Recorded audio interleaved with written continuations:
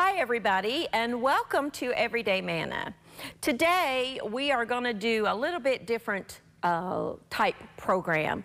I have gotten through the years a lot of requests to talk about my favorite kitchen equipment, my favorite kitchen tools, but also to incorporate in that I want to add in, I've gotten a lot of requests for if you're a startup kitchen, what are some of the basic things that you need? Maybe you're a bride, registering for your bridal registry, or you're just starting out on your own. Maybe you're moving out of on your own for the first time. You're starting over for whatever reason. What are the basic things that you need? And as someone who loves to cook and has a plethora of kitchen equipment, it was, I had to think about this one. What are the basic things that I would need? And so I think, to me, as a cook, there are a few things that are really, you just gotta have. And I'm gonna start with knives, because in the kitchen, they're indispensable. You have to have knives. And they don't have to cost a fortune, I have found. I mean, really and truly, some of my favorite, if not my favorite knives, I guess if I had to pick a brand, this would be my favorite. And they're not expensive at all. I think there are three knives that are basic that you gotta have. One is a paring knife.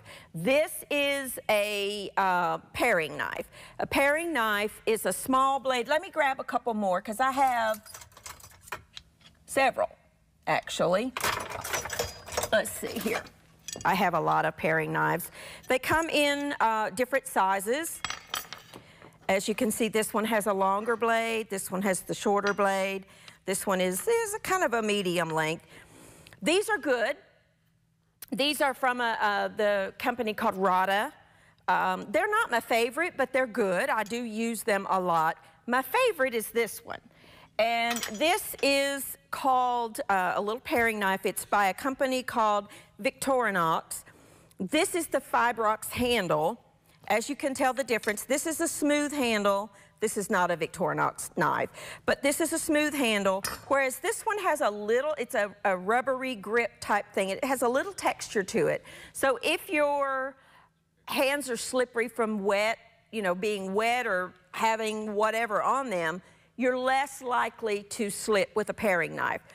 These are about $4 to $5. You can order them online. I think I've gotten all of mine from a store in Pigeon Forge called the Smoky Mountain Knife Works. If you've never been there, I strongly encourage you to go there. And no, they're not sponsoring today's program. They don't advertise or anything like that. It's just one of my favorite stores to go get knives. Downstairs is their kitchen section. And they have a lot of different knives that range in price from $4 or $5 all the way up to several $100s. But I think the Victorinox, and particularly the Fibrox handles, because they do come with different handles, they're just my favorite. So I think a paring knife, at least one, is essential.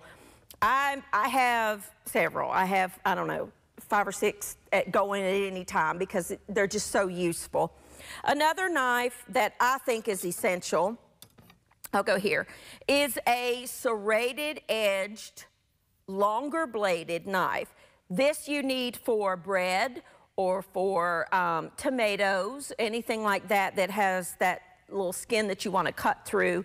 I use mine mainly for tomatoes and for slicing bread or biscuits or something like that.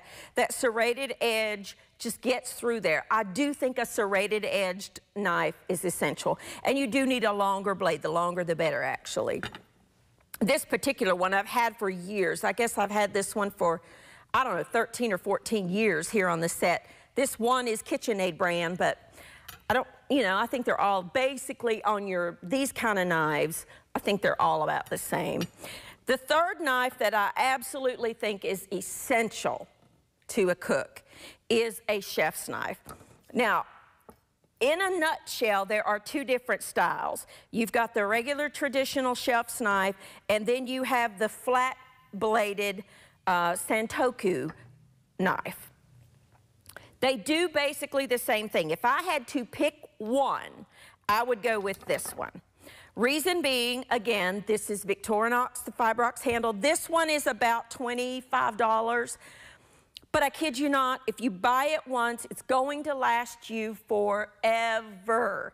And it keeps its blade sharp. It keeps its edge. It keeps the sharpness.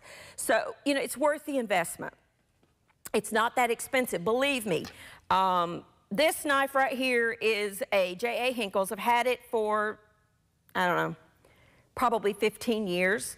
It's kind of beat up. You can tell on the edge here where I take my meat mallet to go through bone. But that's okay, it still works, it's great. This one does not have the textured handle, and I'll get into this one in just a second, but this one is my favorite. This is the Victorinox Fibrox handle. Let's see if it has the, I don't know, I think that's about an 8-inch. They come in different lengths. I have small hands, so I like a smaller one. They come in, you know, you can get them from longer to short. And the great thing about Knife Works, if you go there, or really any good kitchen shop, is going to let you handle the knives. This is how I hold my chef's knife. I hold it by the blade, and then when I'm cooking, sometimes I'll do this, but most of the time I've got my hand up here, and you want to hold one end. We've talked about knife skills before. You can do so many things with this knife right here. I mean, you can cut anything, you know, from a roast on down to vegetables, whatever you need to do. But if I had to say 3 knives that you absolutely need in your kitchen, it would be these 3. A good serrated edge, a paring knife or 2, and a chef's knife. Now, the Santoku chef's knife, the reason it's called that is I think it originated in Japanese. But if you look at those blades, they're very different. You see how this one is flat here and this one is curved here? You get the better rocking motion with something like this. But I mean, you can definitely use these, and I do use them. This one has the little divots on there. Those are called gratons, I think is what they're called. But it's the little divots on there. The purpose of those is to keep whatever you're slicing from sticking to the blade. I like both of them. So, you know, you just feel knives to see which one you like. Feel them in your hand. Let them, this one has the curved grip. This is a straight grip. You know, it really is a matter of personal preference. If you can at all afford it, I would not be getting cheap knives. You want to get good knives. Again, you do not have to spend a fortune on your knives. These, the Victorinox, they're not expensive, but they will last forever, and they will keep their edge, and we're going to talk about sharpening here in a minute. If you want to add one more knife, I would recommend this. This is a flexible blade. I have them in 2 different lengths. I have a shorter one and a longer one. Either one will work. Both of these are, again, Fibrox Victorinox. I'm telling you, I love them. This is handy for many things. Like if you want to peel the skin off of a fish, you get right under there and you can go, it's flexible and you can get right under there. If you're peeling silver skin off of a tenderloin, a pork tenderloin or a beef tenderloin, I mean, it just, if you want to trim away something and you want it to be a fine edge, if you want to get the skins off of your tomato, this is perfect for that. Not an absolute necessity, but I think very, very handy to have in the kitchen. So I would pick these 3, and then if you have a little bit more, get that 4th one. You won't be sorry. I like a knife block to put knives in. Over here, I have a lot of them in there, different ones. I like my knives to be in a knife block, or I'll show you under my counter here with all my knives in it. You do not need this many knives, but this goes in a drawer, and it has the little things that you can put your knives down in, your little, to protect the blades. This is another little interesting paring knife. This is called I think it's called a beak tip for like peeling potatoes and things. I like this one better, but this is a good one. None of these knives are very, very expensive at all. They're all just, these I guess would be my the Hinkles, but I've had them for years. I have a set of Hinkle knives that I have at home that I got as a wedding gift 25 years ago. Still use them to this day. I still prefer my Fibrox handles, but I do use them. Now, a dull knife is more dangerous than a sharp knife, I gotta tell you. Number one, it doesn't perform as well, and you're pressing harder, generally speaking, and you're gonna cut yourself. There are many different ways to sharpen your knives. Mike, my husband, sharpens mine for me quite often, but sometimes I just need a quick little something. I recently have discovered this little thing. I ordered it off of Amazon. It's just a little knife sharpener. Here in the middle, you've got your little notch where you put your blade. I'll just show you real quick how to do them. Put your hand here, flat on your board. Please be careful. You've got this here to keep you from cutting your hand. Put the base of your knife down in there. I'm a lefty, so everything's backwards for you, but you just draw that through there 5 or 6 times, and it will resharpen your knife. I do this about every 3rd or 4th use. I will just run mine through there a couple times. That's a great little tool to have in your knife drawer. Do not put your knives in where they're going to cling against other things. Put them in their own spot like what I had showed you a minute ago, or have a knife block, because if you ding against other things, it's going to dull your knives, but you're more likely to cut yourself. So don't put your knives in with other silverware, and don't put your knives in the dishwasher. Wash your knives by hand. This is a great little thing. I think it's like $5 or so on Amazon. This one is another one. I've had this for years. You won't be able to see it, but there's a number 1 and a number 2. You draw your knife through number 1 3 or 4 times, and then number 2, which polishes that edge 3 or 4 times. That's a great one to have also. This one Mike got for me. It's called a V-Sharp Classic 2. I love this sharpener. Just set it flat. Again, I'm left-handed. You probably would be doing it like this, but it doesn't matter. There are 2 edges here that your knife, you put your hand here, be careful. Make sure your knife is flat against the edge here, and just draw your knife, making sure you go from heel to tip, just like this, 3 or 4 times. And I promise you, any of those tools are going to keep your knives sharp, sharp, sharp, sharp. And you will be able to, I need them out of my way. I'll just put them right here. You'll be able to keep those knives forever. And those are just some quick little easy tools to sharpen with. Now, Mike has the sharpening stone that he will use. I'm not into that. If I want them really done like that, he'll do them. But most of us don't have that, but we can keep those little things in our kitchen and sharpen our knives as we go. To go along with knives, the number 1 request on equipment that I have gotten, that I'm aware of through the years, are my cutting boards. I cannot function in a kitchen without cutting boards. This is my newest one. I have several. For years, I used the one on the other set. I still have it. It's still good. It's right back here. Still use it. The big, thick, I've had that thing for, I don't know, 12 years or so. This particular one is about 1.5 inches thick or so. It has little handles here, so you can, get your fingers in there to lift it, to clean it. It's just a wooden cutting board. Love it. I advise you to get the biggest cutting board you can, because that way if you're cutting, you can scrape it off to the side. You've got room to work. Indispensable. I do not ever put raw meat on my wooden boards. I use these type cutting boards for my meats. Either these are just flexible little ones. They're very inexpensive.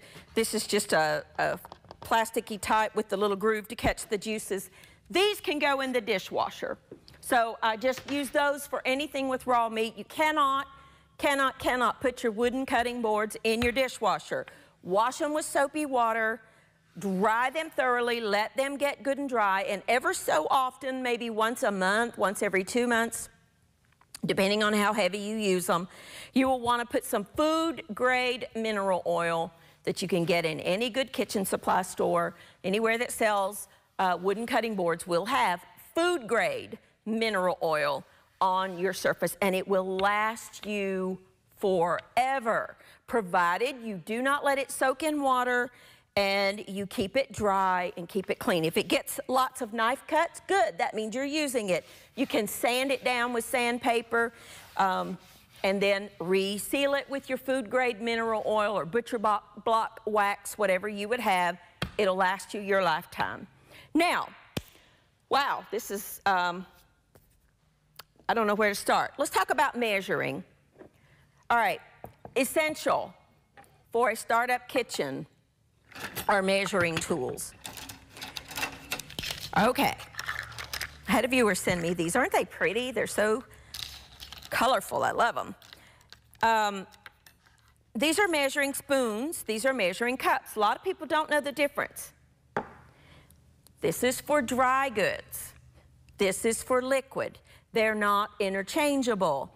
You need to use your measuring glasses like this. I keep several here on the set because I might have 3 or 4 recipes that I'm doing that I need to measure, and I just don't have time to wash them in between. But you really only need 1 or 2 good ones. These particular ones are Anchors. That's just the brand I like. But you want to make sure that you've got the measurements on the side, and when they start wearing off, because they will with wash, please replace them so you can be accurate with your measurements.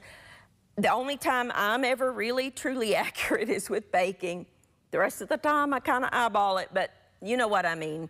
But you want, this one holds at least 2 cups. This one's only 1 cup. I would go with the bigger one. They even make them bigger. Let me grab one over here. This is a handy little one. I wouldn't make this one my only one. I would make this one, if you're only going to get one, get this one. But this is very handy. This goes up to 8 cups. So, you know, they're just very, very, very needed in your kitchen. This particular one is just, it goes in tablespoons and ounces. Just a handy little thing. Not essential, but I love it and I use it a lot.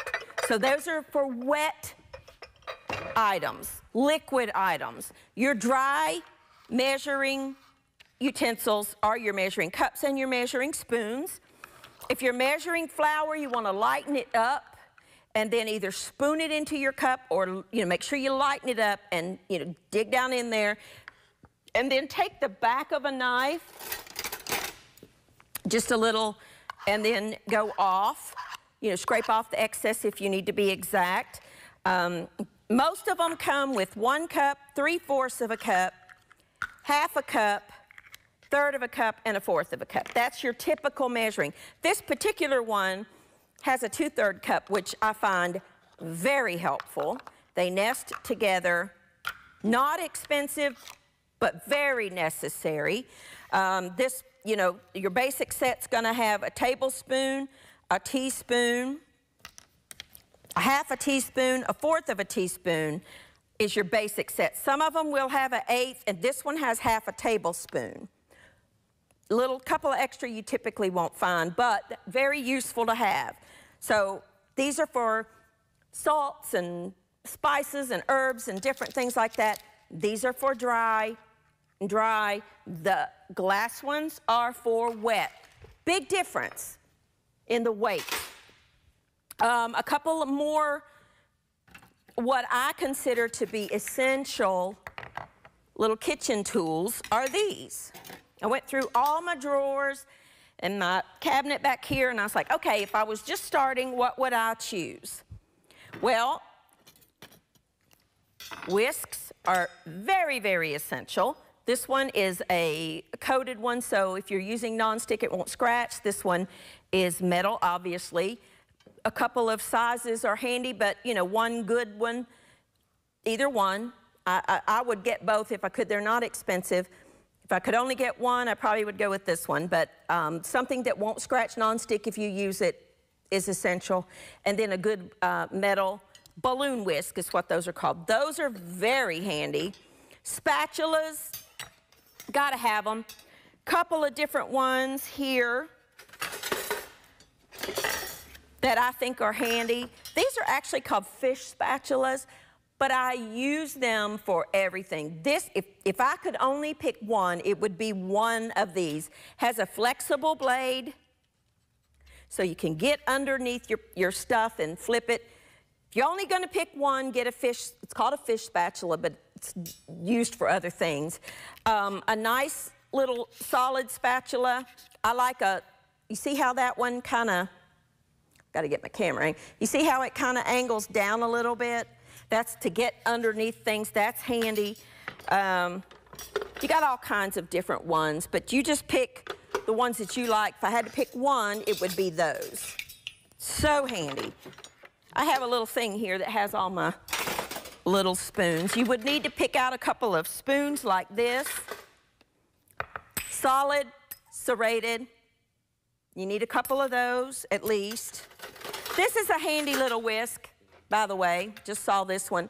I would make sure I got one of these too. This is from that company, Rada, that a lot of the schools sell. This is so handy, and this thing mixes better than this one if you're dealing with a smaller quantity. I love these little wire whisks. Use them all the time. Those are, you know, what I would consider to be the basics. You would need a couple of these, the little rubber type spatulas to get in and get all that peanut butter out or all of the product out of a bowl. These are very, very handy too. I like kitchen scoops, or not kitchen scoops, but ice cream scoops in my kitchen. I have several different sizes. Yes, you use it for ice cream, but it's also great for portioning if you're making muffins or even like mashed potatoes if you just want to portion it out.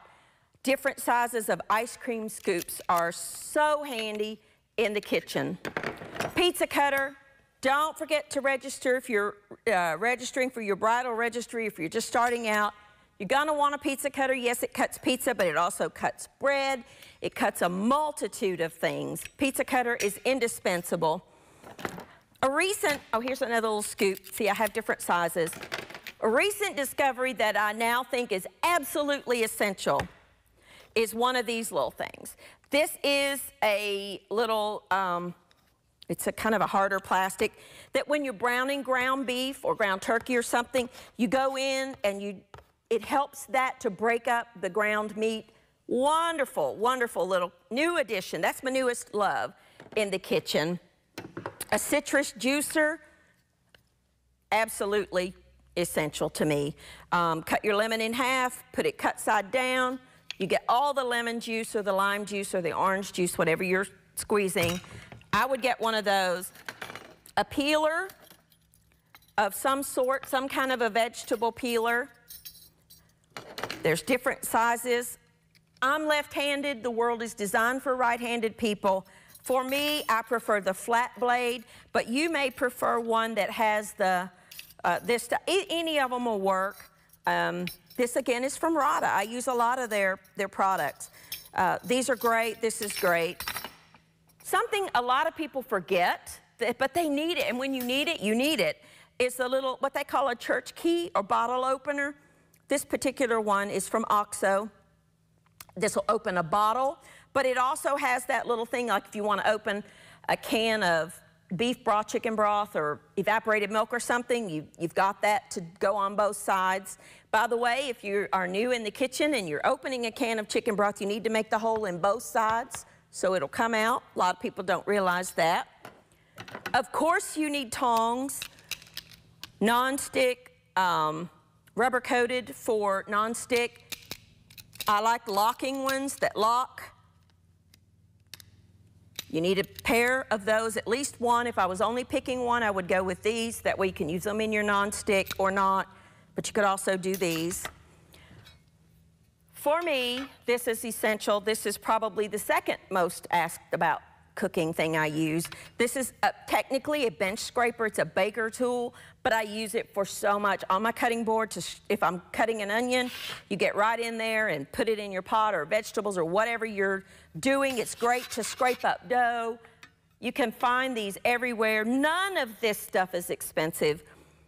I would urge you to get the best quality that you can get, because that way you're not having to replace it when it breaks in 6 months.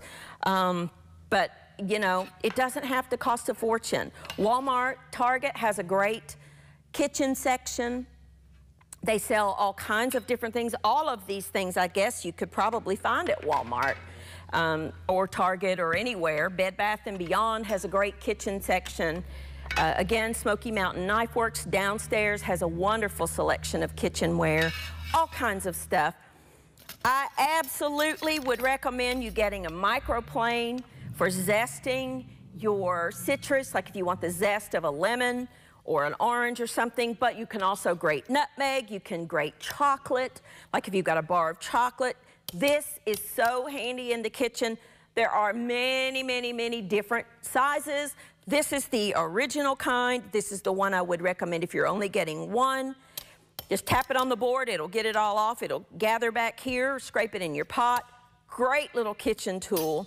A meat mallet for so many things.